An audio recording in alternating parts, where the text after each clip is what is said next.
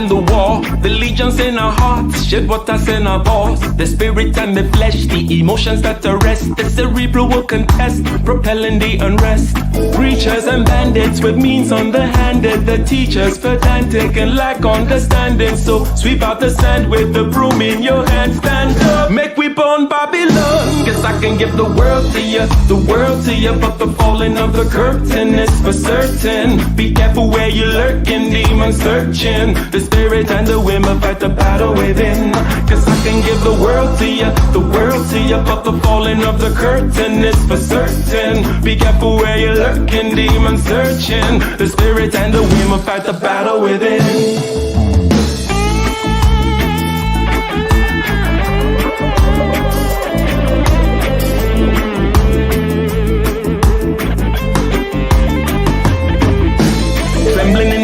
With the semblance of a blaze, with gratitude and rage, we touch another page with delirious delight, impervious to light. This vitality and might encourages the flight. Preachers and bandits with means underhanded, the teachers pedantic and lack understanding. So sweep out the sand with the broom in your hand. Stand up, make we burn Babylon. Cause I can give the world to you, the world to you. But the falling of the curtain is for certain. Be careful where you're lurking, demons searching. The spirit and the women fight the battle within. Cause I can give the world to you, the world to you. But the falling of the curtain is for certain. Be careful where you're lurking, demons searching. The spirit and the women fight the battle within.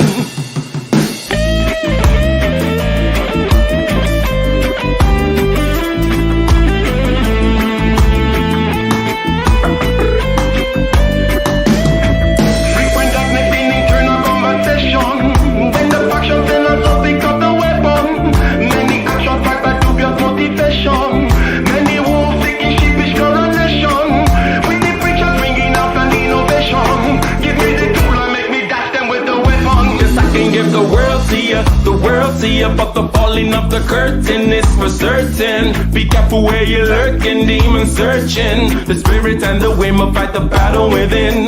Cause I can give the world to you, the world to you. But the falling of the curtain is for certain. Be careful where you're lurking, demons searching. The spirit and the women fight the battle within.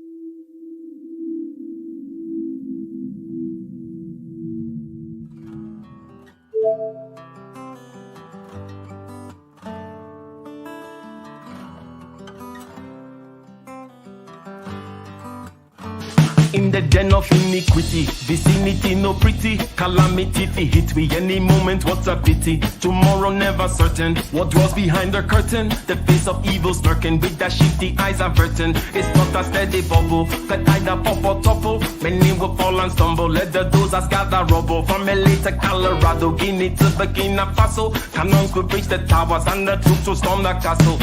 I say, run, run, come, make we get it. Because the peace that is bestowed upon the meek is overrated. So run, run, come, make we get it. Calling all your daughters and your sons, we come forget it. I say, run, run, come, make we get it. Because the peace that is bestowed upon the meek is overrated. Lord, run, run, come, make we get it. Calling all your daughters and your sons, we come forget it. With the rubble steady rising, and hearts are compromising. Convictions here are stifling, making evil appetizing. The fists are steady forming, and countenance is falling. Defenses are withdrawing, possibilities are falling. In these your circumstances, evil will make advances. Pick up your sword and lances, and be sure to take your stances. Victory is never promised, the battle is upon us. Gather the brave and honest, and the righteous in your corners.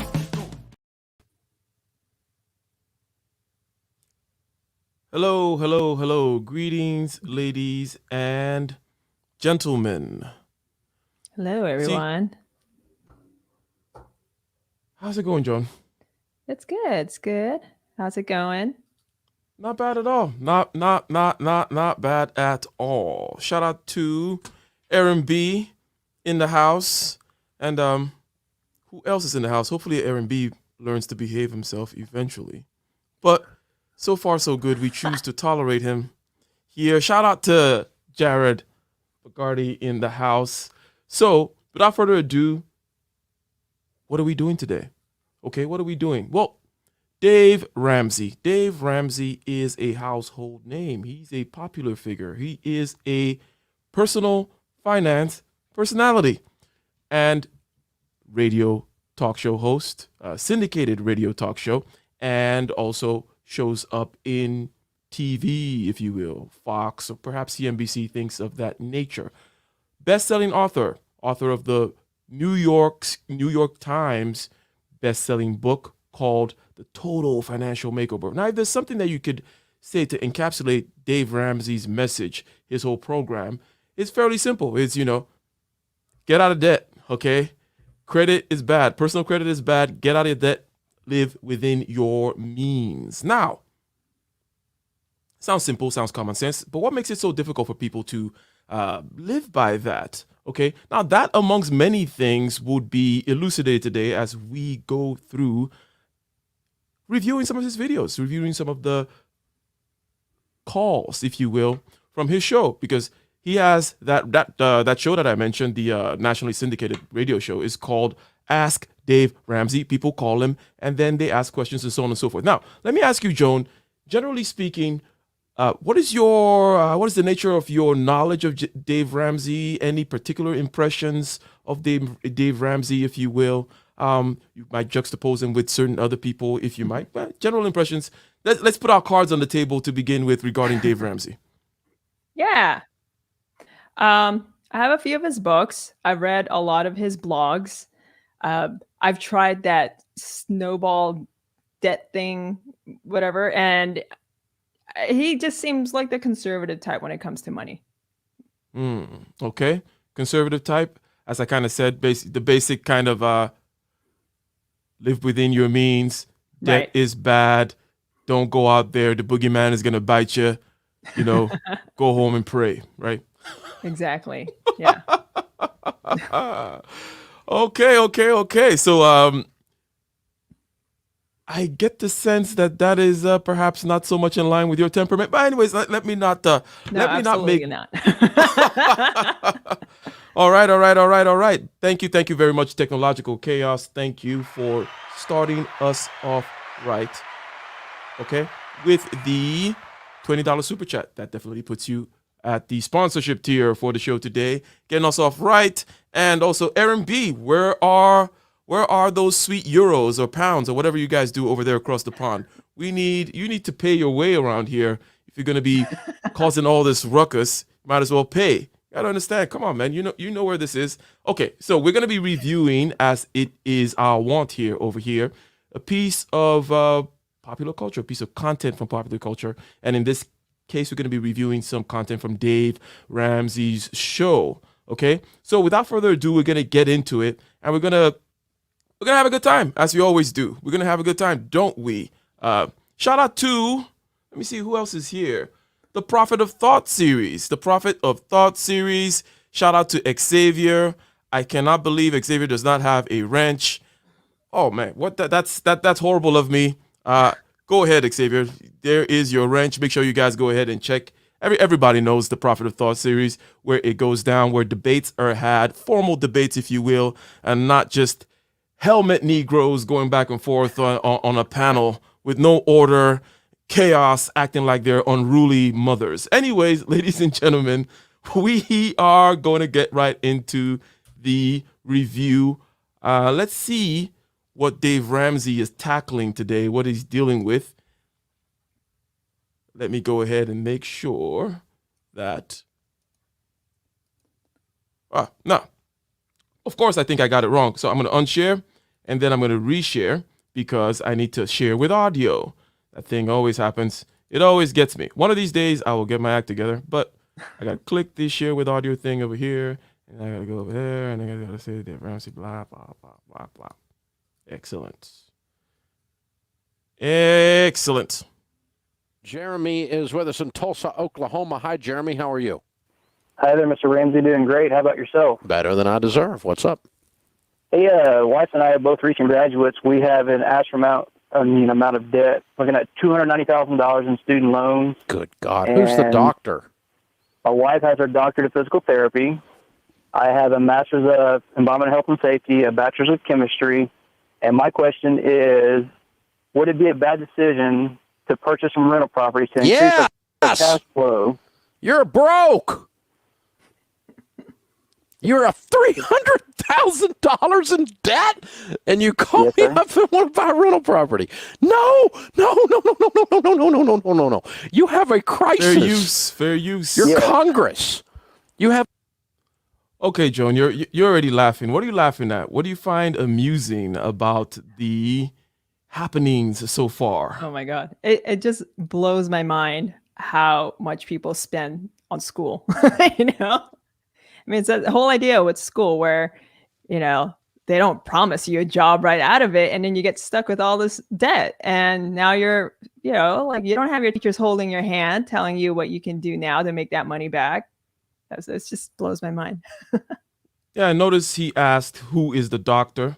And because presumably it is, it just kind of goes with the territory, right? Well, we need doctors, and it seems to cost this much. There's been great inflation. Inflation in education, by the way, has just been ridiculous. Which, by the way, let me pause there. So, none of them are doctors. PhD in physical therapy, which... Do you really need a PhD in physical therapy? Do you need a PhD in physical therapy? And he has I got something in chemistry and this and the other, together $300,000. Probably went to some fancy school. We're not really smart enough to get the scholarship and so on and so forth, but then they went for it. I got, I took out loans in school too, so it's not, it's not some kind of a thing where it's like, oh, never do it or so on and so forth. Now, let me just mention this and then we can move forward.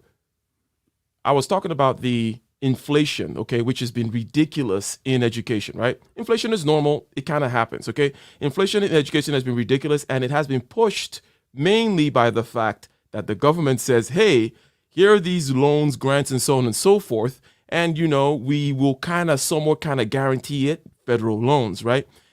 What would you do? You're a business, Joan, right? You're in the wedding band business, and the government says, hey, everybody, we want you guys to now start going to hire, right, Joan's band, and we will give you a loan. What are going to happen to your prices, Joan? Oh my gosh, yeah, of course. Everything. I mean, even now, everything's getting more expensive. Because they're shooting out all this money from thin air, right? Exactly, shooting out money from thin air. But the education one has been kind of ridiculous. In other words, it's like if you go back, let's say, to the 70s, and then you just plot regular inflation, bread, milk, this, that, and the other, and then you look at education, it's almost like a straight line up. It just went crazy. It just went ridiculous. And you cannot divorce the fact that people are, the government that is, people are pumping money in there. And it really doesn't take that much money. And hopefully, by the way, what do you think about the internet in terms of education? Do you think that maybe 10, 15 years, so on and so forth, perhaps even sooner, we'll start to see a little bit of that reversal? Because it does not take, you just use the example of your PhD in physical therapy, but it does not take going to some ridiculously overpriced building with some other idiots to learn nothing, right? Right. No, I mean, unfortunately, it seems like they're going to charge the same for being in person and online. I mean, I've heard this already, because I used to live near UCLA, and a lot of these students who went to UCLA and then, pandemic hit, and then they're all stuck doing everything remotely, and they're paying the same. New semester start, they're paying the same, exact rate. So, the thing is, I think everyone's just caught up with this idea, especially the younger generation, where they have that pressure to get a degree, get a good job. The only way you could do it is if you get a degree. And so these kids have the pressure to go to school and get into all this debt. And it's just, I guess it's easy to target them to get into all this, federal loan debt, pay the government. What do you think about this? There is a place still where it may be worth it to get into. Recall a group of places that serve a particular need. Recall we talked about I don't know, how much did you spend to have lunch with that, right? Right. $500 for 1 hour. $500 for 1 hour, right? In order to get certain kinds of access. Look, if you go into Harvard, okay, let me put it this way. There are two functions that the education used to serve. One of them is completely gone now because there's not real knowledge in there. One was the insurance policy, right? The insurance policy has said, okay, you go ahead and you get this particular piece of paper. And when society starts to shake and things crack up, you're not going to fall through the cracks, right? You're not going to end up at Starbucks, okay? Don't worry about it, right? You'll be fine. Just get this piece of paper. This was like way back. I don't know, probably like in the 50s when this thing stopped. Seems like people are just completely blind. In other words, that insurance policy aspect, which was kind of regardless of the institution that you're in, you get this piece of paper, the bachelor thing or whatever, or you get this high school diploma, and then you can kind of correlate this with a certain kind of success, certain kind of not falling through the cracks. The second aspect is the Studio 54 red velvet rope certain class, like a prestige slash again, let me just use the picture rather than, because the word escapes me now. The velvet rope Studio 54, right? If you can get past this rope, you can get all kinds of access. It's not that, the physics is different. It's not that the math is different. It's not that anything is different. The knowledge is the knowledge. But if you get into Harvard or Yale or so on and so forth, and it's not like they're hiding this, right? This is not some kind of silly kind of complaint about it either, right? It is a club. And if you get into the club, then you scratch my back, I scratch your back. This is our unique club. Perfectly fine. I have no problem with it. But if you're not going into Harvard, okay, then what the hell are you doing getting some stupid degree from somewhere? Because again, that insurance policy aspect, that thing died a long time ago. You're still going to end up at Starbucks, right? So any kind of thoughts about the idea of, well, there still is a place whereby, well, hey, if I can get into Harvard, if I get into these particular places, people who go there seem to find their way, right? Right. I think there's definitely something about the network that you find when you go to college. Musicians that I met going to college, or if you know how to keep in touch with people, just network, and whether you get a job right away out of college or not, but it's like the thing that might be worth that money is the people that you meet, the people you get to work with while you're in college. So I think a lot of people don't even realize that. A lot of kids just go in for a piece of paper, but they don't make that connection about like, oh, who should I stay in touch with after all this? So there is something about going to college to pay to meet certain types of people. And those probably the one little thing that I don't regret about going to college is that most of the musicians that I met there, I still play with till this day, Okay, so you're a fairly intelligent person. What about, so is it a question of lack of intelligence, easily persuaded by social media, or because when I hear all that stuff about, oh, people are putting pressure on people to get a degree, I just like it doesn't compute. Get the hell out of here. Okay. You were aware since you were like 4 years old of what the hell a choice means, right? So what do you think it is that makes people go and get this sociology degree? Now, for me, especially as a man talking to other men, it is completely inexcusable to go get some nonsense degree that you have no idea what you're going to do with just because, I don't know, you feel like helping people or you just wanted to go to college or... So the two things I'm asking here, why do people still make this mistake? And then number two, which I haven't mentioned yet, is there is something about people mentioning, oh, the socialization aspect, right? As though coming out here into the real world and, starting a garbage collecting business and, joining the garbage collection union and being able to transact and so on. So that's not socialization. You got to go into some overly priced building with, fancy little dorms with other idiots who don't know anything so you can go spread STDs, and that's socialization. Anyways, what do you have to say about that? The first thing, okay, why do they go to college, right? That's basically your question. Mm-hmm. Yeah. So, I mean, I've met all all types of people, different age ranges. I've spoken to a lot of young folks about why are they going to college. I've seen them go through college and come out with a liberal arts degree because they had that pressure to go get a degree, even though they really didn't even know what they wanted to do. But it's, yeah, there's still kids that are like, you know, influenced by their parents. Like, you better get a degree. Like, I didn't get a degree. I expect my kids to have a degree. So I've definitely seen that, you know, going to college just for pressure, and getting this liberal. I mean, what do you do with liberal arts degree? What is that? What's that even? See, these are the gentleman or rich people degree. In other words, it's almost like I come from an aristocracy and I think my children should be educated. They're going to pursue a life of leisure / let's say scholarship, right? They're going to be writers and statesmen or so on and so forth. Hence, let's give you a broad, which is what liberal means there, a broad foundation of knowledge from the arts and from sociology and psychology and this, that, or the other. But it is meant for that, not meant for you. Anyways, let me not go too hard on these people in terms of calling them names, but I don't think that there's any excuse at all for somebody that's over 16 years old to be making these kinds of stupid decisions, right? And people actually come out, you know, because people always justify things. They come out and then they say, oh, you know, that socialization aspect is very, you know, is very important. I'm like, what does that even mean? Yeah, what does that even mean? What do you think they mean, Joan? What do they mean by that? What, like, let's try to put their feet to the fire, or maybe we can steel man their argument. Like, maybe there's something they're saying that we're missing. Do you need to bring people together from different aspects, put them into this place? Not that anyone is particularly special. Again, they're all idiots. But what are they learning? What are they socializing there? What's going on? I don't even know, to be honest, because when I went to college, I just did what I wanted to do. Just focus on myself. Like, I wasn't even at university for that long. I was a transfer student. So I just did what I did. I was just like, I want to get out of here. I hate you all. You know? Let me just get out of here, get my piece of paper. Okay, I mean, okay. Yeah.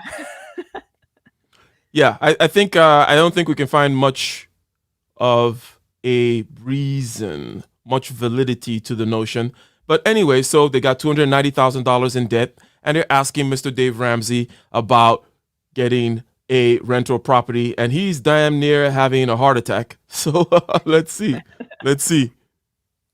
Have a mess. No. You are on beans and rice and beans. No vacation. You will not see the light of day. You will work like an animal until you get this mess cleaned up. No, you don't buy rental property. Okay, this is what we've done so far. We sold our house. Your program showed us we couldn't afford it. Mm-hmm. We sold our house. We paid off $10,000 in debt here lately. We have $37,000 cash that we have from selling our house, and the rental house we're in right now is $800 a month. We could buy a $60,000 house and have $400 mortgage, and have an additional $400 to put toward debt. Was my viewpoint on it. Yeah. Okay, one thing that I noticed, you notice how, what did you notice about the reaction that the caller had? So Dave Ramsey said something, and then what did the caller do?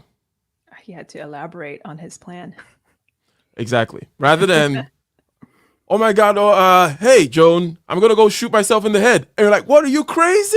You're like, okay, wait, hold on. Here's what I've done so far. So I got this Glock, right? And I think I got the whatever magazine and I polished it and blah, blah, blah, blah, blah. And as a matter of fact, da, da, da, da.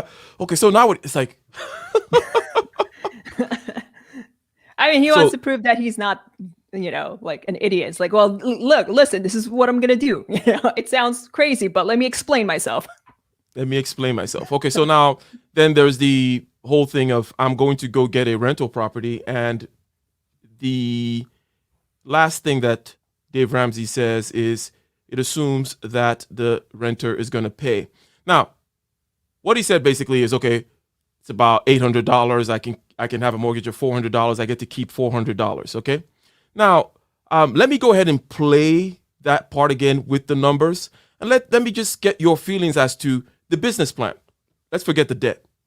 Let's just forget the debt, and let's talk about this idea of rental property, real estate in general, and the business plan that he's proposing after he breezed right past Dave Ramsey's objections, if you will. So I'm going to try to do a little rewind. Assuming it was we could buy.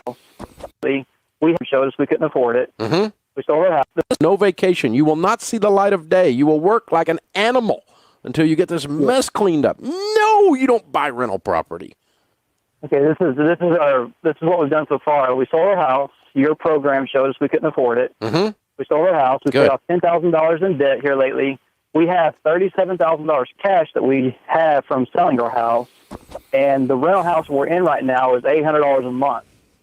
We could buy a $60,000 house and have a $400 mortgage, and have an additional $400 to put toward debt. Was my viewpoint on it. Yeah, that's assuming the renter pays. Assuming the renter pays, yes. And assuming it's rented. Yes, and those are two pretty big assumptions. We're on a suburb, and rental houses are extremely hard to find. They stay full, it seems like. Okay. So I'm a handyman. I did all the renovations myself on the last house.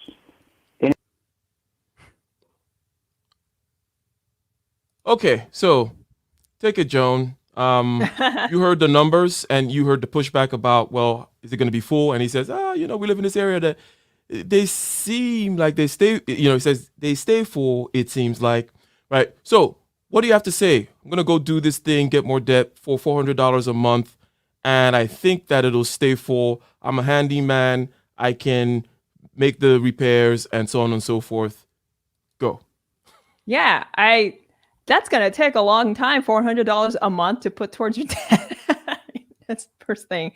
I understand that what he's trying to do. Obviously you want to develop that cash flow, but I mean, you can't just depend on that as far as like $400 a month. It's something, but it's not going to knock out your debt in the amount of time you want to. So I mean, obviously Dave Ramsey has a certain perspective about debt. He thinks all debt is bad, but I don't think all debt is bad if you do it wisely, because some debt can help you make more money.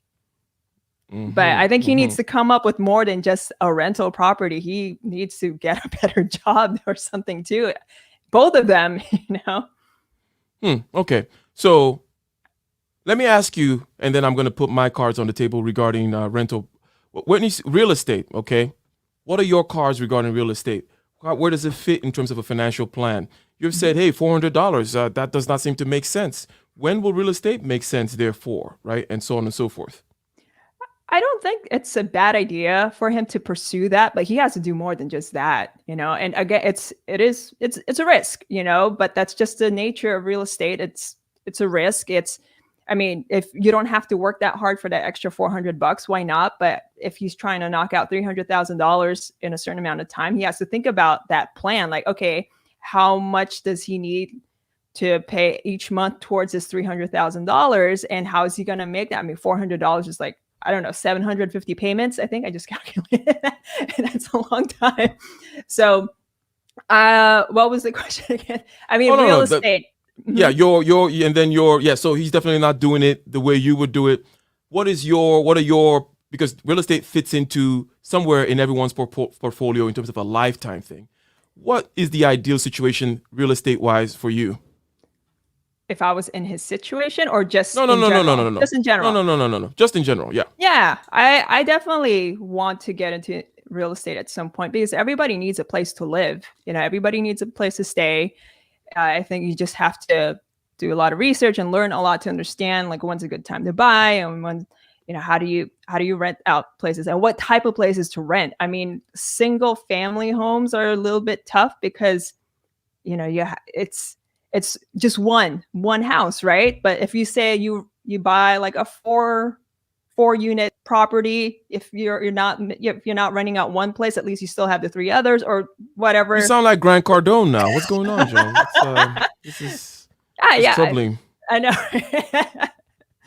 Yeah. So, for sure. I think real estate is a good idea. I think it's something everyone should learn. Everybody needs a place to live. I've done my time doing a little bit of Airbnb, and that was very interesting to see how that What was your experience? Let us know. You're not going to just drop it down there. Like, I did some Airbnb, and that was interesting. How did it go? Yeah, I as you know, I was living in a large house. It was a 4-bedroom house, and there was an extra room. And it's like, oh, what can we do to, make some extra money? And so instead of renting it out to a permanent roommate who would just pay a standard, whatever split, Airbnb, depending on the season, we could charge more per day. And sometimes, again, it's a risk. There are some months where a lot of people were staying, especially in the summer, but then like during the winter was less people. So there's always that kind of like up and down with the cash flow. But I definitely learned a little thing or two on what it's like to have a little bit of that cash flow, renting out space. And again, everybody needs a place to stay, and Airbnb was huge. It was really good for a while. So people are chiming into the whole real estate question, which is 100%. As we said, it fits somewhere into the portfolio. It is ubiquitous. Well, the lead attorney says that he did Airbnb, and it was crazy. He says I did Airbnb, and I don't know if it was crazy in a good way or if it was crazy in a bad way. But then again, did you do it in Atlanta? Did you do it in Decatur? Where were you doing Airbnb, lead attorney? If you want to elucidate that. Now, my card's on the table regarding real estate. Okay, so real estate, they say, hey, so streams of income is the underlying thing here. Okay, streams of income, and then everybody says that at least every millionaire out there has at least 6 streams of income, and they all tend to have real estate as part of it. Okay, now I think that what people tend to do is they jump immediately to the, oh, real estate. I know the bank can give me this money. All I have to do is have some kind of blood pressure in my veins, right? And not be a total doofus. And they can give me that, and a stream of income. Maybe I could even rent it out, that kind of a thing. So here's my point. I'm not getting to the point yet. Let's use the example here. Here's somebody and their wife, right, that have $300,000 in debt. It's not about the debt. It's about the fact that they have invested, okay, $300,000 into something, presumably a skill, right? If you invest $300,000 into a skill, you should be pulling $400 an hour, okay? And you're talking about, oh, yeah, let me go do this other thing, get more debt so that I can get $400 a month. This is how people think, okay? I'm not saying don't do the real estate thing, but come talk to me about the real estate thing when you have a string of physical therapy businesses. You have a PhD in physical therapy with $300,000 in debt. I have a PhD in chemistry, the other guy said. It's like, where the hell is the money? You should be pulling money out of the sky. It should be raining in your garage, okay? It's ridiculous that people immediately be like, oh, I know this thing. In other words, where's the hustle? Joan, you know what I mean, right? People forget all the streams of income that involve going out there, setting up a shingle, asking the marketplace for money, freely dropping in your pocket $400 an hour as opposed to trying to get into debt to pull $400 a month. What do you have to say about that? Yeah, absolutely. I mean, like I said, like the real estate, like, yeah, that's a good idea for him to do, but like, what else is he doing? I mean, yeah, like you said, they have $300,000 of debt from student loans. They must have learned something where they can get a good job and like, yeah, make that $400 a month, I mean, an hour. I think people are just so caught up with like an idea, right? Like with an idea rather than like looking at like, oh, what do I have? What can I do now? Instead of like, oh, what else can I do? Because I just can't figure it out. And I think, yeah, I don't understand the way people think sometimes.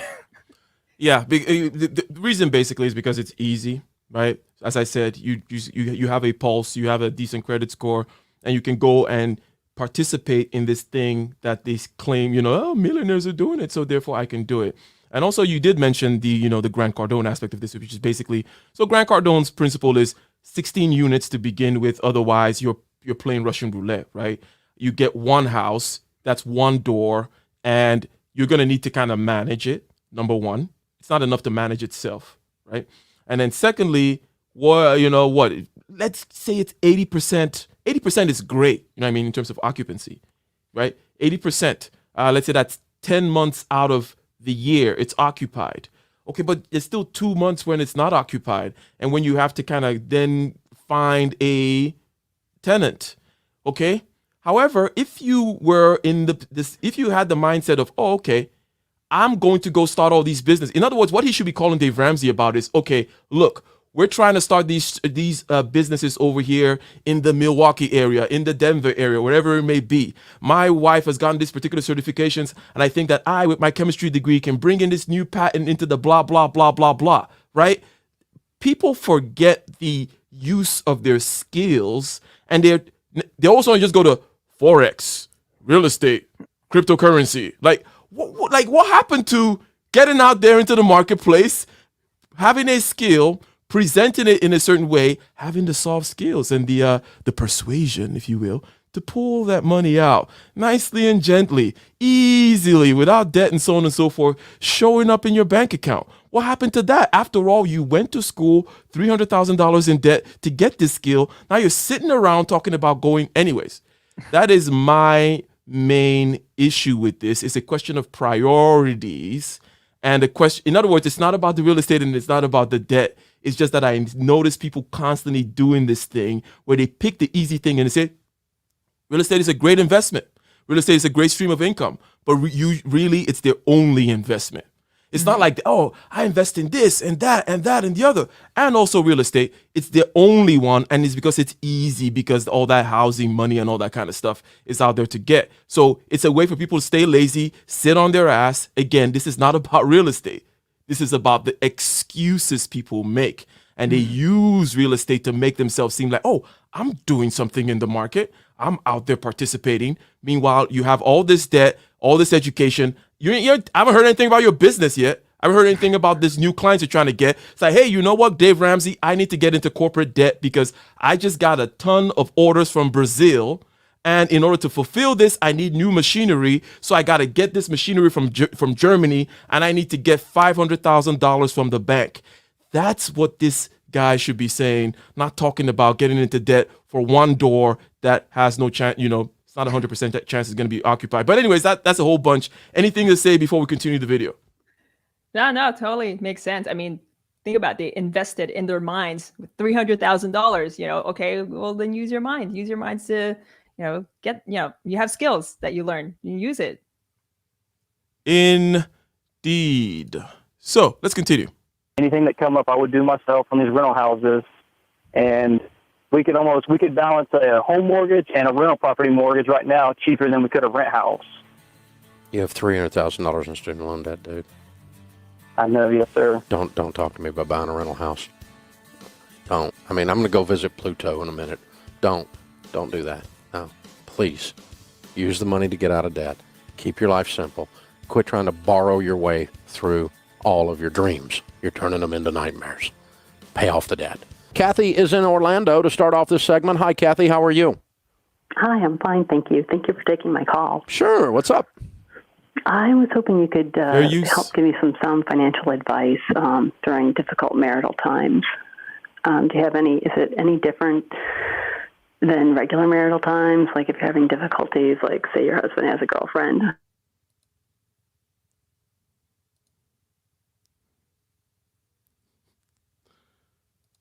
So, Joan, let's just say your husband has a boyfriend. Is that any different from regular times? Oh my God. I just need some financial advice. Is it different? Like let's say your husband has a girlfriend, for example. Oh God. Yeah. Why is he sleeping over there? I need some answers. Yeah. Anyways, I just wanted to pause on that one there. That's kind of funny there. You know what? Let's replay that. I don't know if everybody heard, but she was just like, I need some financial. Notice she said financial advice. Yeah. Give me some different marital. Is it different if your husband has a girlfriend? So not financial advice. I mean, marriage advice. That's what you need. No, Okay, let's see here. Let's see. So is this marriage going to end? Yeah, that'd be pretty difficult. Difficulties, is it financially? Sure. Off this segment, turning them into nightmares. Pay off the debt. Kathy is in Orlando to start off this segment. Hi, Kathy. How are you? Hi, I'm fine, thank you. Thank you for taking my call. Sure. What's up? I was hoping you could help give me some sound financial advice during difficult marital times. Do you have is it any different than regular marital times? Like if you're having difficulties, like say your husband has a girlfriend? Yeah, that'd be pretty difficult. So is this marriage going to end? It depends on him. Really? You're pretty forgiving. I'm really struggling. Well, he says they're just friends. Yeah, when did you discover this? Actually, he told me about it. He's like, oh, I'm just going, well, the first encounter or visit with the ex-girlfriend, well, it's actually his ex-girlfriend from 25 years ago. He reconnected with her. Facebook. And no, not even. No, just, I don't know if he's going through a midlife crisis. I don't know what's going on. You need to see a counselor, darling. Your brain's jumbled up. Yeah, it's kind of a mess. Yeah, mine would be. We're just friends. Mine would be. Oh no! There's a murder getting ready to be committed here. Yeah. You've got to. Yeah. You need to get some guidance because you're trying to be sweet and you're trying to believe it, and yet your brain in your heart, but your brain is telling you this guy's cheating on you. Yeah. I don't think sleepovers are a cool thing. I've said this, and he continued again just this month.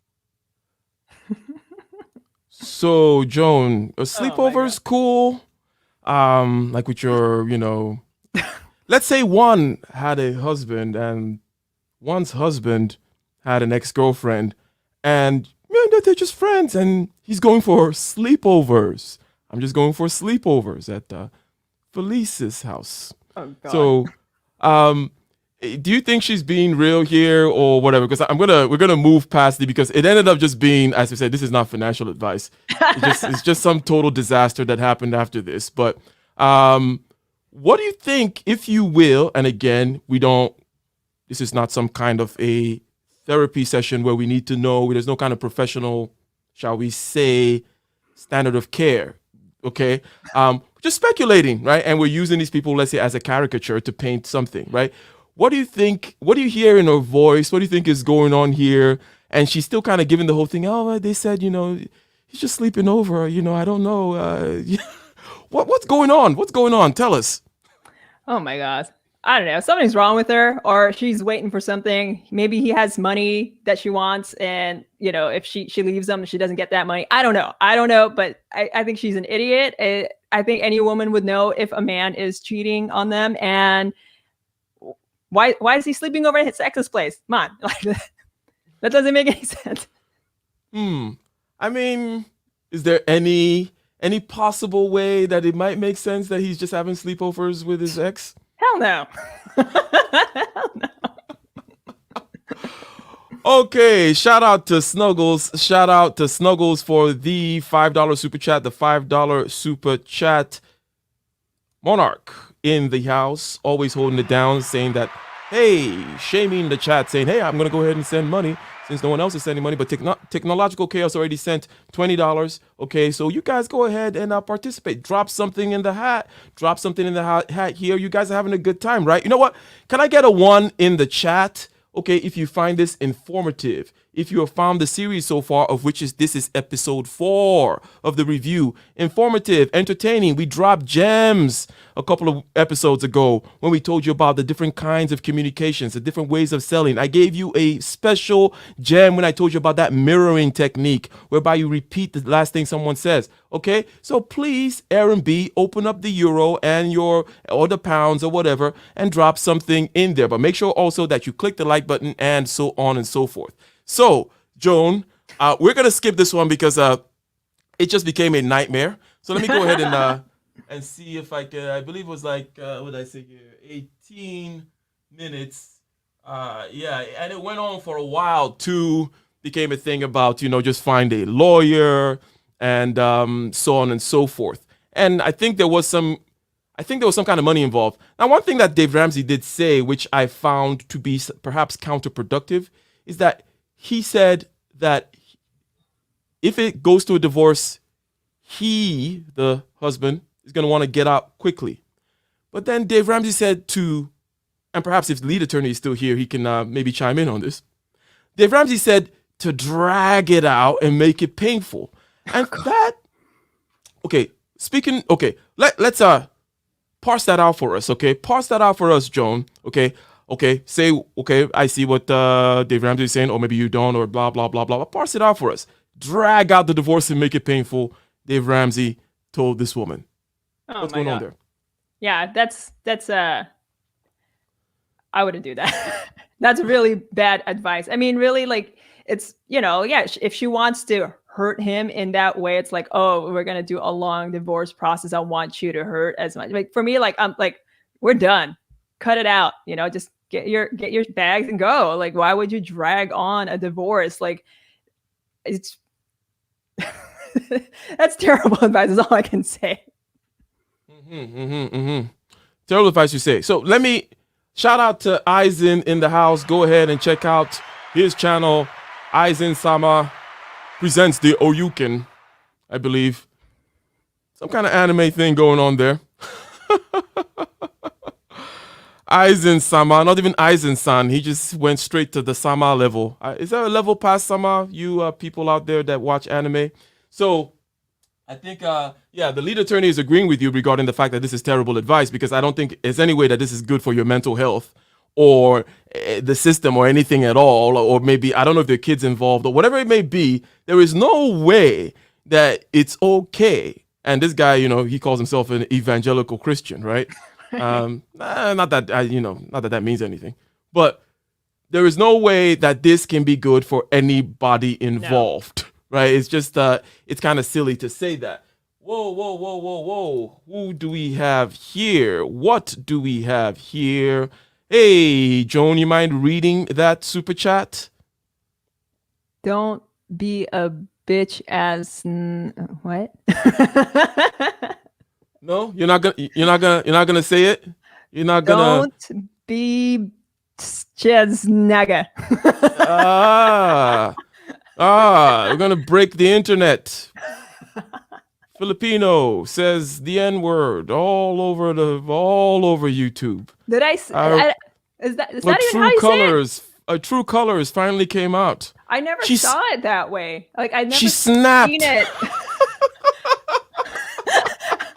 She finally never seen it written that way. Well, thank you very much. Thank you, much appreciated. Okay, it's something that I say. It's a BAN. Don't be that. Yes, do not. Yes, let me go ahead and make it very clear. Don't be a bitch ass nigga. Okay, that is rather 100% clear. And in other words, you gotta, as Joe Rogan says, wake up and kill that inner bitch every day. Wake up and conquer the fear every day. Because if you're not afraid, okay, you're not doing anything worthwhile. And I know you understand what I mean, okay? If you don't wake up and be like, oh my God, I'm going to go see that client. Can I close the deal? Oh my God, I got that big wedding gig coming up, for example. Will be able to work and so on and so forth. If you're just comfortable smiling there in your bubble wrap, you know what? Let's not even go there as to what I think of you. But yes, thank you very much. Go ahead. No, what do you think of me? What? No, that's not what you're doing. You would, you would not be the co-host of this show if you were that. Okay. So let me go ahead and say something though regarding real estate, right? Because I said I laid my cards on the table regarding the excuses people make, where it's like, oh, I don't have any other businesses. I don't have any other kinds of investment. I haven't gone out there into the marketplace and shake as much money out of it as I can. But I'm out here trying to struggle for $400 a month cash flow and, an appreciation, let's say over 10 years, whatever time, blah, blah, blah. In other words, that's my main thing. So to put cards on the table, I do land development, if you will. I do have land in Ghana. 5 plots over here, one place, another 2 plots, another place. I'm going to build some things going on there, apartment type stuff. I'm going to rent it out.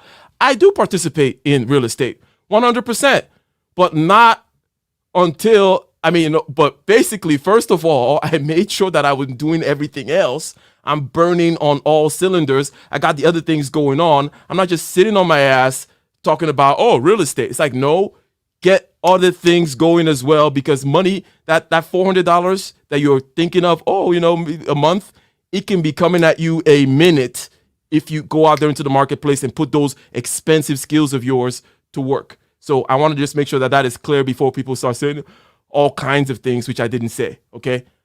I, myself, am in the real estate game 100%. I'm just saying do everything as well and just stop sitting around doing the one thing that is easy, which you can do with debt and so on and so forth. So let's go back to this, and we're going to continue. We skipped past the whole my husband has a girlfriend thing.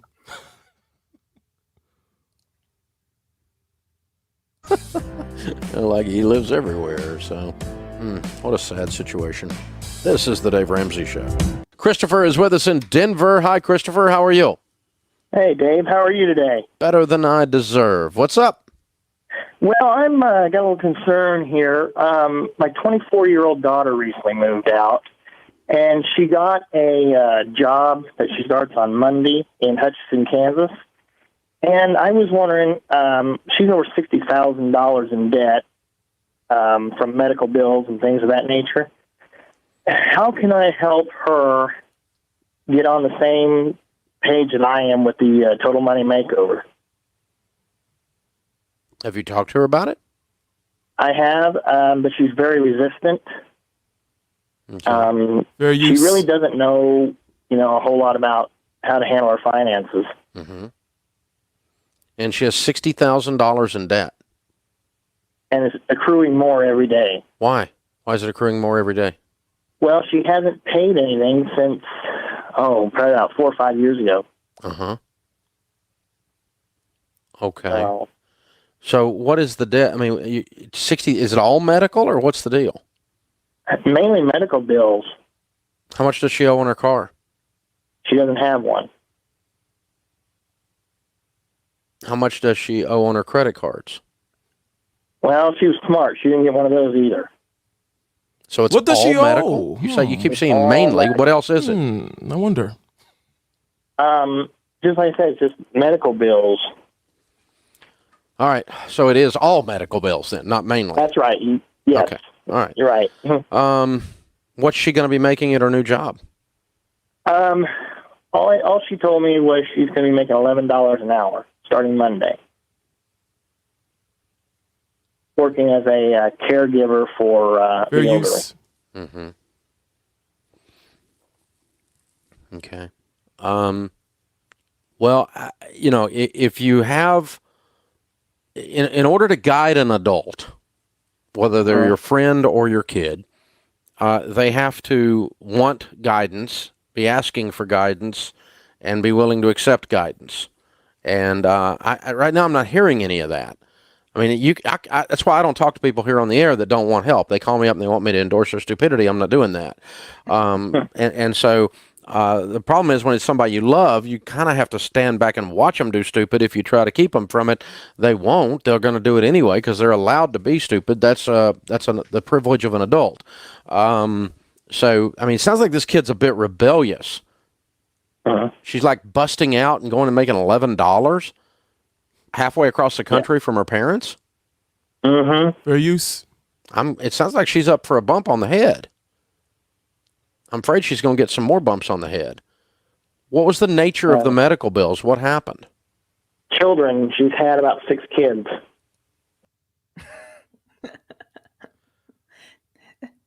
All right. Go ahead, Joan. That's the first thing he should have said. She has 6 kids and she's got all this debt. So she's 24, right? If I heard that correctly. Yeah. And she has 6 kids. And the guy calls in talking about, she has all this debt from medical bills. And I don't, do people rack up that much debt from childbirth? That I would not know. I don't know. Yeah. Interesting. That sounds rather interesting. But anyway, she's got 6 kids. And the first thing that comes to mind here is this. First of all, this person is calling about somebody else, right?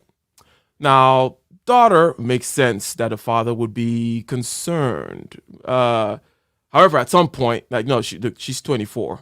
She had 6 kids already. You're like, dude, like,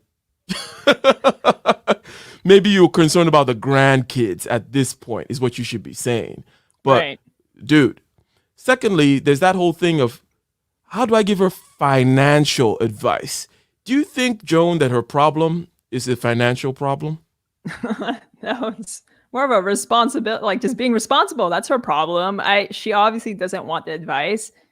She's been resistant towards it. She needs to figure out her life. I mean, unfortunately, there's nothing he can really influence on her. She has to make the decision for herself. I mean, she got knocked up 6 times and then and not doing any. I mean, come on, you have 6 kids to take care of. What the hell's wrong with you?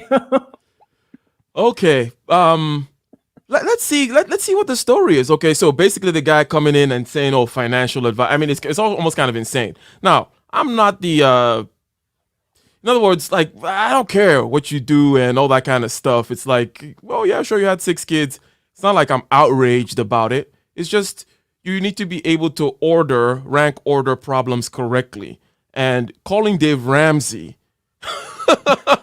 about $30,000 worth of debt. Oh my God. When your kid has 6, your 24-year-old has 6 kids, and it's like that's a total misprioritization and so on and so forth. But shout out to Blind Guy, his wife, their life. Yes, I caught you on what's his name? Kevin Samuels. Yeah. She showed up on Kevin Samuels' show. She snuck in, she got in there, and she got a few minutes, and good times to his wife, and thank you very much. I'm gonna go ahead and put your channel link again as a sponsor for today's show for the $20 super chat, and make sure you guys go ahead and subscribe to the channel. And I will be there, by the way. I'll be having an interview next Friday. Okay, next Friday, I'm going to be on that channel, but you guys go ahead and like, subscribe, hit the bell button, and hit all. That way you get the notification, and you don't have to wonder what day I'm going to be there, because YouTube will tell you. So like, subscribe, bell button, all. One time for the Blind Guy, his wife, their life. And another super chat. Would you mind reading that, Joan? Hopefully there's not another. Services for childbirth delivery can range on average to $30,000 on average, and that's excluding additional procedures from health complications. Huh. Makes sense. And presumably she did not have any insurance, because now she's gotten to the point in her life finally where she can make $11 an hour. So we can presume that, she did not have that kind of thing covered. Okay, makes sense. Let's go ahead and continue with the video, see where it goes from here. She's 24 years old? Mm-hmm. I think I've touched on something with that rebellion thing, didn't I? I think so. Yeah. So where's the dad? Well, that we're not sure of, because she has got many kids all her kids are from different people. I see. And where are all the kids? Yeah, they're in foster care. Okay. Oh, this kid, she's a mess. That's sad. I mean, I'm just trying to help her out, but I don't have, the tools myself to do that. Yeah, I would just tell her that the Total Money Makeover she has to read, when she's ready to turn her life around, you can show her how to do it. But, I mean, this girl is, she's making a lot of bad decisions, obviously. Mm-hmm. And you can't make somebody take care of themselves and behave. And they have to choose to do that. But I would just pray for her and tell her that, when she wants some help with this stuff, that I'm standing here ready. Here, take this book with you, honey. And if you ever want to sit down and learn how to handle money, this will do it. But $11 an hour, the behavior patterns you're outlining for me, and $60,000 worth of medical debt, and halfway across the nation from her family is not a good formula. There's nothing in this that sounds good. I wish I could be more hopeful, but the only thing that's good about all this is, and you've done it and I've done it, most of us have done it anyway, we've done stupid. We know what it looks like, and you get that bump on the head, and then you get the opportunity to turn your life around. And so hopefully hers will turn around sooner than later. But, I suspect that she has other issues entering into her money problems more than we're outlining right now as you and I discuss this. Hi, Ken. Welcome to the Dave Ramsey Show. Hi, Dave. All righty then. I'm wondering, how did she end up that way? Like, who was her role model growing up? Yeah. I'm surprised at the child? angle that it was taken. It was rather kind of empathetic and, oh my God. So maybe he knows something that we don't, right? Maybe something was said to the screener behind the scenes as to, so on and so forth. But even though he did mention at the end there that there's a lot more going on than $30,000 in debt. I mean, $30,000 in debt is nothing compared to the general debt that is out there. Plus, also compared to just what money is these days, and you could pay that off. That's not a big deal. That's some people's average credit card, right? So that's definitely not the problem.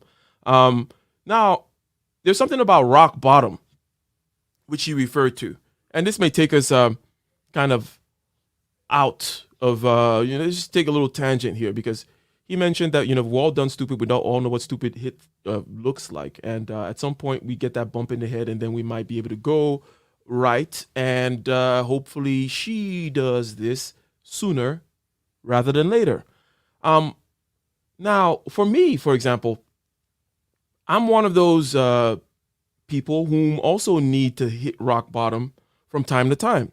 In other words, I believe I heard somebody once say that some people, okay, all they need is an intuition, right? A small whisper, still small whisper, okay, in their mind, and they change direction. Some people need a whisper from the external. Some people need a scream. Some people need to get hit with a sledgehammer, right? Generally speaking, and then then they learn, right? But generally speaking, I'm the sledgehammer guy, right? And obviously, you don't keep on getting hit with a sledgehammer over and over again. You learn that lesson is learned. You're like, oh, okay, I made it. That chapter is closed. That was a close call. That chapter is closed, right? So I 100% get the thing. Everything has a flip side, right? In other words, I know the positives of this particular character trait that I'm talking about, right? That's why I'm putting out there on the table like that, in the sense that it's not all negative to bump your head against reality, kind of in a one-track mind, devil may cry, risk taker, who cares anyways, you only get one life to live, and I don't know why is everybody following the rules type of thing, right? So for you, and you can restrict it to finance-wise, and so on and so forth, how do you learn? Where do you fall in the spectrum? Or when did you decide to get your ish together and start thinking about finances in a certain way? Or have you always been that way, coming from your raised in two-parent household with your architect dad and all that good stuff? I can't say I had the best financial role models growing up. So for me, I didn't want to be that way. I wanted to take charge of my money. I wanted to know where my money went. I figured that out early on. I don't think I've ever really hit rock bottom with money, even though I didn't really have the privilege of always being able to, like, hey, mom and dad, can you loan me this much money? No, I never really had that. So I always had to figure it out, because I just saw the hardships growing up, and I did not want that for myself. So I always had a job. As soon as I was able to get a job, I always got a job. I've always had different types of jobs. Sometimes I've had 4 jobs at once. And it took some time for me to really learn how to be financially, I don't know, just smart. I was stubborn about it too. Like, my idea of money, I was pretty stubborn at some point, but I always had that motivation. Like, money always motivated me. So I don't think I've ever hit rock bottom. I've tried different ways to pay off debt, in which I'm really happy to say I don't have that much debt right now. So I was lucky to have come across certain people who introduced me to certain books and certain, like, hey, check out this TV show. And, it was, Dave Ramsey was one of the people I've heard about, although I didn't always vibe with his personality, but there was something I got out of it. But then I've read, like, Robert Kiyosaki, who I vibe with more than Dave Ramsey. I've heard of, like, Grant Cardone. I've heard of all kinds of people that talk about money, and I just kind of pick and choose what works for me. I mean, I'm still figuring out. So we're all still figuring it out. We're all still figuring it out, and I'm learning every day, and just talking about it with other people, like I learn something every day.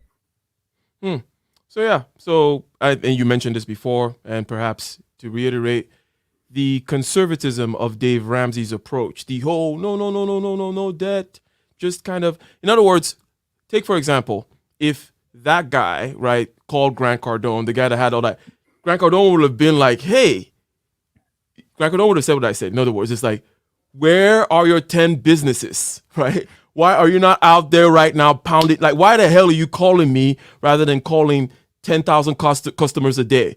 Why are you not in the street corner right now panhandling, right? Why are you not out there hustling and grinding rather than talking about some stupid plan about how you're going to try to get $400 a month out of whatever, right? That kind of a thing. So would you say that's more in line with your personality? Like, hey, use debt, don't use debt, whatever may happen, In other words, it's not a question of this one size fits all, just stay on the straight and narrow path. It's like, if you understand and you have the fighting spirit and you can back it up with skills and determination, you go out there and you do what you got to do. Yeah, I mean, I do all kinds of things. I mean, I've gotten into a lot of credit card debt, buying all my drum sets, and then because I knew I would make money playing those drums. So it's, for me, it's like debt can be a good thing if you know that you're going to use whatever you invested in to make you money back. I'm sure I paid off my drum set a long time ago, but I had to get into debt to be able to get to that point. But I mean, I'm all about diversifying your income, like having different streams of income. And what was that? For Joan's Rich Dad Poor. I already had that book. But yeah, I'm all about diversifying, don't just stick with one thing, try all kinds of things. Like there's just so much opportunity out there that people don't realize. They get so caught up in just, streamlining, just do one thing and that's it. But for me, it's like anything's unstable. There was I can't remember who said this, but he said, would you rather have just one job that pays you $100,000 a year, or would you rather have 10 different streams of income that pays you $100,000 a year, And for me, that I really connected with that, because everything's unstable. Once you lose that one job, then what are you going to do? Ah, nice. Yes, that's the whole thing about I'm not going to get into my whole sermon about versatility, but basically versatility lasts longer, right? Because you could take this one guy who's a cab driver / limo. He has this business, okay? He has cabs, he's got limos, he's got party buses, and then this fluctuates with the years, with the times, right? So sometimes it's taking party buses up to Big Bear for the snow season. Sometimes it's the summertime and his taxi cabs are doing that. So his income is going up and down like this, but he makes, let's say, $300,000 a year. And then you have some high flying executive type making $300,000 a year with a constant flow. But the thing is, a lot of people think that they'd rather be the constant flow person. They don't understand that there are two things. And let me mention, number one is with the constant flow person, it's either 0 or 1, right? It's either he's making $300,000 a year or he's making 0, right? Right. Also, the habits that Mr. I got to pivot, dodge, bob, weave, stick and move has, way, way, way more valuable as a result of bumping into the ecosystem, into the marketplace, into the environment, constantly learning and reiterating. He's a way, way, way more versatile and hence can weather the storm. Person B, right, that other guy, is the kind of person that you want to go to when Armageddon hits, right, or whatever. And he has the compound set up. He has all these kinds of things. In other words, he knows how to make hay when the sun shines. He knows how to move things and so on and so forth. So people need to understand that. Even if you think, okay, even if you are one or the other, understand the trade-offs that you're making. One is very efficient. I focus on my one job, okay? But with efficiency comes a lack of versatility, and with that comes a danger long term. The other guy is less efficient. In other words, he's having to turn his head from one place to the other, move things around, and so on and so forth. It's not all directed towards one particular goal. But over time, due to his versatility, he will actually last longer and weather the storm. And he also has inculcated within him certain kind of habits. So you mentioned you work a lot, like you've always kind of had these different kinds of jobs, right? Mm-hmm. Yeah. So, and you're married, right? Yes. Okay. Sorry, yeah. guys. Sorry to break Erin B's heart out there, but she's taken. So you've always worked at it. How come that didn't stop you from getting married? Or is there what is the tension? What is the balance between the job, the hustle, and the married life in whichever kind of either theoretical or personal way you want to put it? Oh, like how do I manage to be married and still hustle? Like, is that what you're? The before and also the how did it happen, and then the during. Or I don't know, maybe you just have pretty privilege or something, and it doesn't matter. You do whatever you're gonna do, and this white knight's gonna come swoop you up or whatever. But I mean, yeah, you get the question. Well, I mean, we're both the same way. We're both like, let's do it all. Let's just try everything we can. I mean, we run a business together. He's starting another one, and for me, it's like we've always just been supportive of each other no matter what we do. We're both in that mindset. Hey, let's make money as many ways as possible and learn. And then we'll eventually figure out what sticks, So for me, it's not a problem for me to try different things and have different types of jobs. And, I feel like I just have so much energy and just so many different ideas and different skills. Like I just want to shoot it all out there and see what I'm good at. And eventually I'll figure it out. But I don't think I could ever be satisfied just sticking with one job, Mm-hmm. I just, if I have so much I feel like I can offer, I want to try it all. And then I'll eventually maybe, niche down to smaller amount of things, but in the meantime, I feel like I'm completely capable of trying anything. She feels like she's complete. Okay. Do you think that in other words, you don't seem to have mentioned any particular encumbrances or difficulties in terms of doing this? Do you think that everybody should be able to hey, what's wrong with you? You can do this and do that. You guys can support each other and blah, blah, blah. You mentioned, guys are kind of alike and you're in sync and so on and so forth. Is this something that anyone can do or no? Are you special, Joan? Yes, I'm special. Everyone's special in their own way. I think everyone has their own way of doing things. Everyone has different ways they could split up their brains. I'm just always been that type where I just like trying to, that's why I became a drummer percussionist, because I couldn't stick to just one drum, I had to try them all. But I think everybody is completely capable of trying whatever they want. However, some people would rather focus on one thing while others can do more. And then I think if people were just not afraid to just do what they want to do, I think everyone can do whatever they want. They can create their life.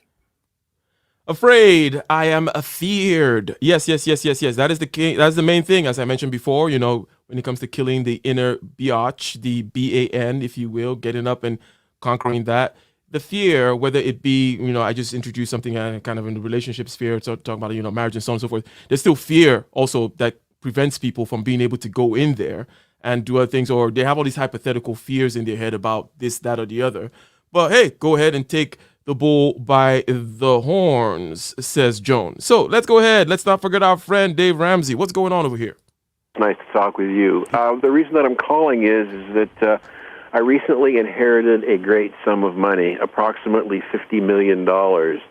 And I'm just wondering, what do you think I should do with this? You're not kidding me. No, I'm not kidding you. Who in the world left you $50 million? My parents. Wow. What did they do? My dad was into everything. Real estate. He was an automobile dealer. He sold private jets. Wow. On and on and on. So $50 million cash or worth of assets? This is cash. Goodness gracious. Okay. Have you managed wealth prior to this? Yes. Okay. So you were already wealthy. I was comfortable. Okay. All right. Nothing like this, but at least in the millions. Okay. Right. I mean, 1 million would be wealthy, right? Right. That's called, as we all know, a millionaire. Everybody except Washington, which they think millionaire means you make a millionaire. But anyway, the thing that I do and that I teach people to do with all of their income, including an unbelievable sum like this, is to balance and use ratios between living some of it, enjoying some of it, in other words, giving some of it, and investing some of it. And so I would say, okay, how much of this do I want to systematically give? Because wealthy people who give are the ones that have fun with money. And I'm gonna spend some of it. I'm not gonna be, stack it all up in a cave somewhere. And I'm gonna enjoy some of it. I've always wanted this car, or I've always wanted to go on this trip, or I've always going to buy this for my wife, or whatever, that kind of a thing. But it's not a lot. It doesn't have to be a lot. It doesn't have to be a very big percentage with this much money, and it's a lot of money. Right. Just kind of blow money almost, and then a percentage to invest yet for the next generation. Okay. And to create income to do even yet more giving and so forth. So I would sit down and think in ratios like that and say, okay, I'm gonna give this. Now, I'm an evangelical Christian, so So, Joan. I'm just laughing at all the comments. Oh, what are they? Oh, okay. They're probably still going on. Yeah. Okay, so back to the $50 million. What would you do with $50 million, Ike? I think that one of the main considerations is what it'll do for my drive, my personality, and my ego. I think it'll be your ego. It'll be a bad blow for my ego. Now, and you probably see that there are two steps to what I'm saying. I'm not going to have an inflated ego because of it. Right. It's going to be bad for my self-confidence to just have this kind of cushion, Right. Like, because I you could just earn do it. Exactly. Beyond not earning it, there is something about, for example, I mentioned, okay, you got to wake up and you got to kill that inner whatever it may be, right? I don't know. Let me go ahead and remove the share, because I think that, hold on one second. Need some more bandwidth over here. So basically what I'm saying is this. I say wake up every morning and you want to be in a situation where you're a little scared, right? Right. If I have this safety net of $50 million that is not in other words, it's not that, oh, this is the money I've been stacking up, because it's very different that way. Because when you have $50 million stacked up from your efforts, then you have $50 million worth of activity that's risky. You know what I mean? It's like if you have a $50 million worth of company, it could all come crashing down and it's big. But if you have, let's say, a $5 million company, and then boom, you just got $50 million, now you have this massive cushion, you have this massive pillow. And that is not good for the spirit. It's not, okay, why not? Well, it's my basic use it or lose it kind of a thing. Basically, your muscles need stress. They need tension. Your bones need stress and tension. Your immune system, your brain cells, your psyche, generally speaking, you want to be, that's the direction of growth and also the direction of life. Because the opposite of this stress is not just being okay, it is actually death, right? It's atrophy. For physical things, it may be entropy, but entropy does not necessarily apply for this. In this particular, it's worse than entropy. It's just the case that biological systems and many complex systems have to be stressed, otherwise they die. So now I get $50 million all of a sudden. I wake up and there's no big stress about closing that deal tomorrow. There's no big stress about being able to get that contract or expanding my company in a certain way. And that's just going to be horrible.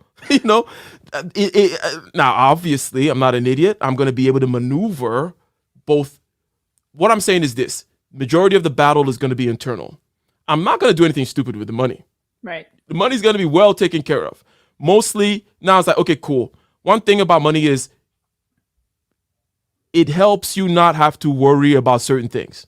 So if I look back on my life, right, I've been in various levels of financial whatever, okay? I've been in a situation where I had a black and mild. You know what black and mild is, Joan? Nope. Joan doesn't know black and mild. Okay, so you see, Joan has white privilege. She has that light-skinned Filipina privilege. She does not know what black and milds are. But some of us over here in the chat probably know what black and milds are. So I've been in a situation where it's a cigar. Okay. Right? Like a cheap kind of cigar with a little tip, whatever. I've been in a situation where I had a black and mild for dinner like 2 nights in a row. Like the same one. In other words, I had no food, right? I had no food. I was living in Fontana, probably a city you're familiar with. Okay. Oh, I was a neighbor. I was next door, Rialto. Exactly. You were in Rialto. I was in Fontana, and I was broke, and I had to, I went out there. There was this place called Labor Ready, right? This is where I'm going to college, and there's certain other things I'm kind of dealing with, and the economy is kind of crazy, whatever, so on and so forth. I don't have work. You go to this place, it's called Labor Ready, where you kind of get day labor, right? And I wait 2 days in a row. You kind of wait, and then to see if work comes, that kind of a thing. And 2 days in a row, nothing came up. Plus, this, that, and the other. Rent is due. All these other things are happening, right? So it just so happened I didn't have the food. And anybody who knows about caffeine or nicotine and so on and so forth, it'll suppress your appetite, right? So a nice little long drag of a black and mild will, number one, with an empty stomach, it was like, woo, because, but also to suppress your appetite. And I had that, like the 2 days I remember smiling doing that because, I just kind of knew that this is going to be something I remember. Like, it's like, how you have these nostalgic things, but in the moment I was like, ha ha ha, this is rather funny. This is because obviously I knew I was going to stay there because what the hell, right? I'm going to make a way out one way or the other, right?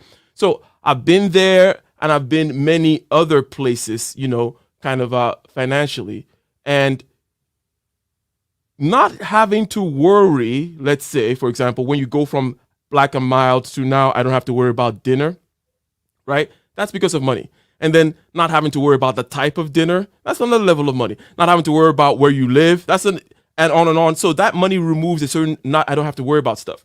Now, what I would do with the $50 million, I would externalize it in the sense that I don't want to have to worry about kids from a legacy standpoint. Not to make them a bunch of lazy idiots. No, it's going to be like I'm going to set up a trust fund, right? Such that the institution, the Ike institution, whatever, it stays intact for the next few generations and so on and so forth. So that part, I'm not going to have to worry about anymore so that then I can then focus and wake up scared again. I want to immediately get back to zero as soon as possible. I don't want to wake up comfortable. I don't want to wake up thinking, maybe I'll do it, maybe I won't. Maybe I'll just chill today. Doesn't work for me. Does not work for me. It's going to be bad. That's what I mean when I say it's going to be bad for my ego. It's going to be bad for my sense of self-worth, even though, as I said, I'll maneuver it externally and internally. I'll do my deep breathing exercises. I'll think about it. I'll meditate. I'll maneuver, and things will be okay. What would you do with that $50 million, Joan? First of all, who would give me $50 million, I think that would kind of freak me out a little bit, like, oh, is there something shady going on, So yeah, if I was given $50 million, I would be a little bit scared where it's coming from. But hey, $50 million, what I'm going to do? I'm going to spend it wisely. I'm going to get rid of it as soon as possible, I mean, he gave some good advice, invest, donate, whatever. But I think I would definitely invest the money as much as possible so that I know that, invest in my business more, invest in another business, or like rental property. I would definitely want to get rid of it because for me, it just doesn't make sense to hold on to money. I don't think that's how money should be. I'm all about money. It's currency. Money needs to keep moving in order to let money flow more. So I would not just hold on to that money. I would definitely spend it, get it out there, invest it. Mm-hmm. Would you mind elaborating on that point you made about the flow being important? Right. What is that? Because people hear that, and I think they don't really get the picture. People just hear that cash flow is more important than cash, and they're like, what does that really mean? Something that I harp on from time to time. But what does it mean to you when you just said that currency needs to flow in order for currency to keep flowing? Right. And by the way, MPQV, in other words, how you measure the economy, by the way, includes the velocity of money. right? The velocity of money. It's almost like kinetic energy, if you will, that half mv square. Most people have memorized that, even if you don't know anything about physics, right? In other words, the velocity is very important to energy, and the velocity of money, even if you just have a whole bunch of money in an economy, if it's not moving, it's not doing anything. And also, that's why you talk about the circulation of money within a community, for example, right? I give you $10, you go ahead and you give the next person that $10. In other words, if you keep it within a community, this is a slightly tangential issue now. We're talking about community circulation, right? Let's say we're in a community, right? Whatever. My cult finally takes off, of which I'm building the compound in Ghana. That's one of the compounds, by the way, is going to be for my cult. And I'm taking applications, by the way. You started a cult? Of course. I didn't know about this cult. What's this cult like? It's awesome. What do you think? It's excellent. It's great. Yeah. Everyone has a good time. It's all like, everyone's nicely suited. Everyone is hardworking, so on and so forth. Intelligent, so on and great cocktail parties with philosophers and all that. Excellent. But anyways, the idea here is, you know what? Let me go ahead and ask you a separate question, right?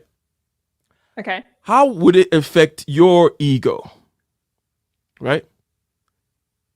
Because I mentioned about the 50 million. You said, "Oh, money should flow," right? And we'll get back to it. We'll get back to the money flowing. Mm-hmm. But how would it affect your ego? Because your channel, by the way, with whom you should, ladies and gentlemen, okay, right. Shozan, the other moderators, please drop Joan's channel in the chat. Okay, we'll get back to the flow of money, but I said the ego thing, and then I was like, oh no, you're the one that talks about ego in your channel. So yes, I do. what do you think? Go ahead and give us some ego talk regarding the $50 million that somebody might give you. Right. I know I'd be in shock. My ego would be confused. It's like, oh, I should be happy that I have money now. I don't have to worry about it, But then there's my ego that's just like, no, like you need to earn your money. You have to earn your money. You don't just take money. Like, where's that money come from?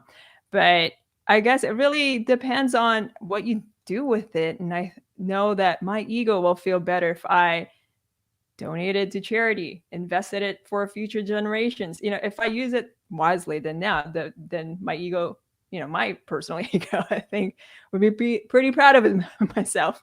So I think it would kind of freak me out. Like if I was just given money, my ego would feel like, you don't deserve this. You don't deserve this. Why should you have $50 million? Got it. So shout out to, wow, Wallace. Wallace has money? Wallace has money and he's intellectually simping for Joan.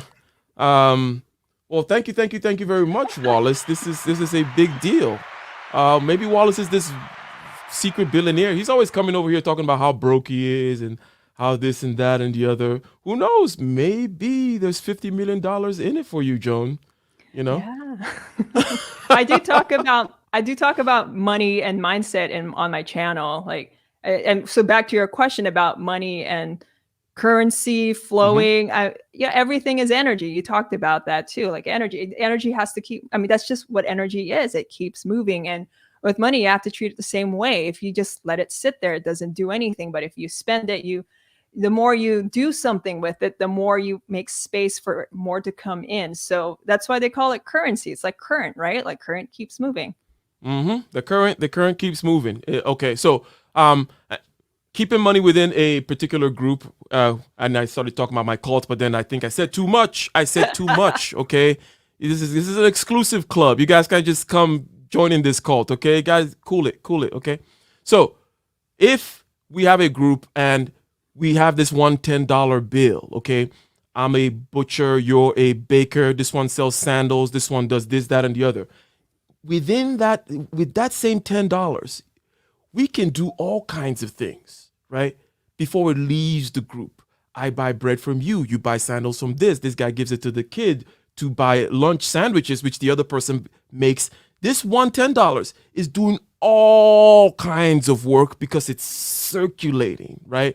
if it just stays in one person's hand, and I think when you look at it as a small group, it's kind of easier to see, okay? Now, this is for the group dynamic aspect, but for the individual dynamic aspect, the reason why flow is more important is because, let's say you go to Shark Tank. No one ever asks you, like, how much do you have in your bank? No, they say, how much are you flowing? How much are you selling, right?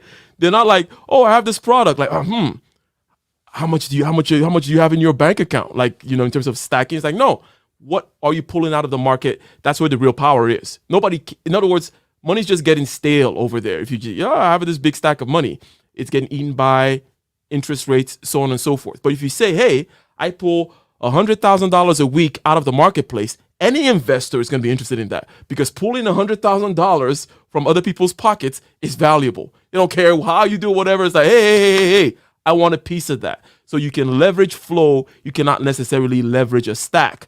The way you leverage a stack is you take it and you invest it into the flow, right? You invest it into some kind of a flow. That's what the sharks are there to do. They want to take their stack. They want to put it in your flow, increase the pipeline, and everybody eats. Ladies and gentlemen, that was episode 4, right? Just like that, Joan. Just like that, it's done. Yay. How anticlimactic. So let me give you the last word, Joan, regarding Dave Ramsey and so on and so forth, and perhaps anything that you want to drop regarding your channel and so on and so forth. Yeah, check out my channel. Maybe get something out of it. I talk a lot about like the ego, being present. Yeah, just talk about the mind a lot, but I also talk a little bit about business and money and time management, little things like that. But yeah, check it out. But as far as what we just talked about today, I think it's really important for everybody to learn financial education as early as possible. It's never too late. And learn how money works, learn what you can do with money. That way you make your life easier. You make everyone else's life easier because you're not borrowing money from them. Excellent. And thank you very much. Thank you for those listening in the chat. Thanks for, or shall we say, participating in the chat. For those whom are listening without participating, thank you for the super chats. And by the way, I said, this little speech I copied from Game Changer, I got to come up with my own, even though it's haphazard and so on and so forth. But thank you for the super chats. Thank you for the cash apps. For those that are participating in the chat, for those who are listening silently, for those who will watch later. This was episode number 4, and we reviewed the content of Mr. What's his name again? David Ramsey. Ask Dave Ramsey is the name of his show. And until next week, when we come back with another review, we bid you adieu.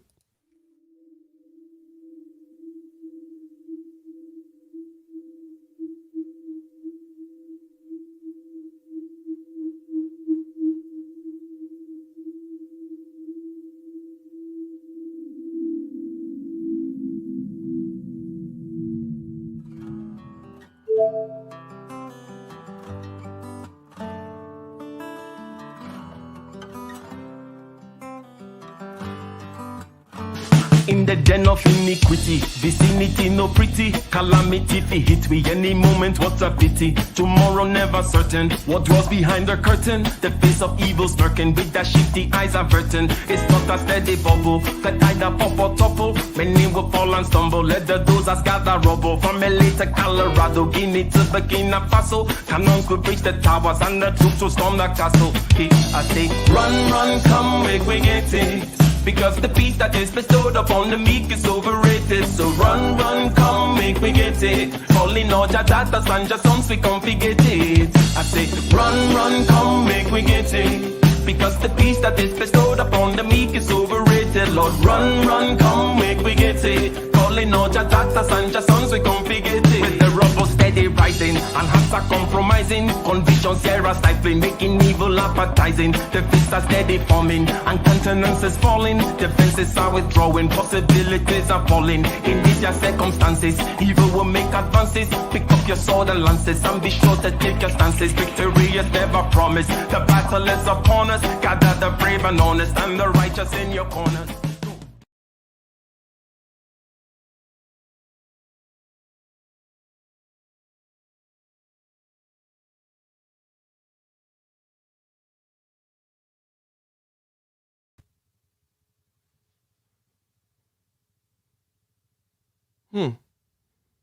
Never Never ever. Never.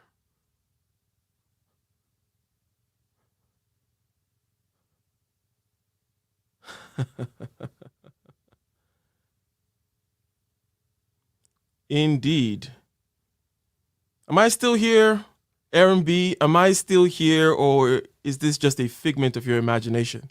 Have you finally lost your mind, Aaron B? Have you finally lost your mind? Okay. All right. Let's do a little hip hop.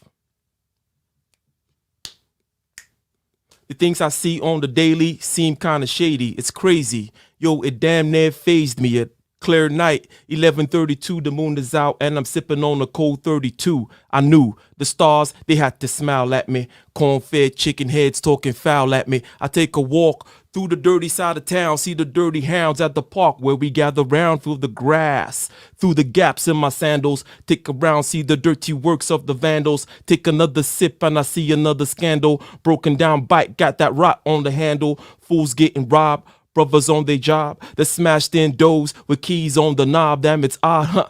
Though it seemed like a dream. Surveyor spotted me at the scene of the scream. Things I see on the daily seem kind of crazy, huh? It damn near phased me. Know what I'm saying? The things I see on the daily seem kind of crazy. It's savor moments. I pay back all opponents, those who use you, those you pay your dues to. Forget about them, relax and cruise through the 5th Boulevard. Got your waistline, take a left turn and arrive at baseline. Yeah, it takes time, but I'ma get there. I'm well aware of what it took to get here, so I steer clear of the zones where the fools lie. A hot day in the month of July, 8:30 in the morning. I'm avoiding the sun with my back to the east, cause the journey's begun. I take a sip of the rum, run, overcome. The deeds we do cannot be overdone. My eyes stay focused and I just notice the coldest man overcome by the boldest. Things I see on the daily seem kind of shady. Beer bong on the counter next to the gravy. Next to the Baileys, a pack of camels. 1 a.m. on the black clock on the wooden panel on the dash. Stepping on the gas. The other day, Amora pulled a weapon on my ass. 45 Magnum, nice silver polish. Really thought that'd be the night to abolish my plans. Advance, I stop all demands. Stop breathing, deceased buried under sand. I stopped at the liquor store at Elman Grand. I got a few swishers to burn a few grams. Old time country, we burning new lands. Sue the revolutionary, taking new stances. Open up the manual and take a few glances. Criminal male figure building new